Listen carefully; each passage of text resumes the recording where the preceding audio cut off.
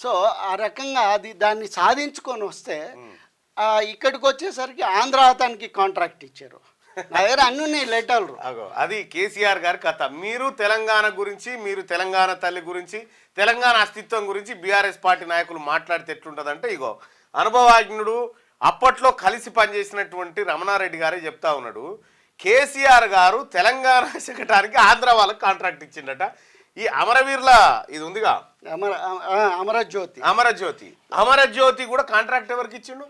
ఇంకా అది Proddatur contract, Proddatur contractor ఇక గట్ల ఉంటుంది మన కేసీఆర్ గారి కథ. కాదు అది సీనే అండ్ అవును. అయితే ఇప్పుడు అక్కడ కూడా నాకు 40% వచ్చింది, కాంట్రాక్టర్కి 98% పోయింది. సో నేను 7 ఏళ్ల కింద పని మొదలు పెడితే నాకు ఇంతవరకు 40%. చాలా కిటుకులు ఉన్నాయి దానికి. సో ఇప్పటి వరకు నాకు దాని పేమెంట్ రాలేదా?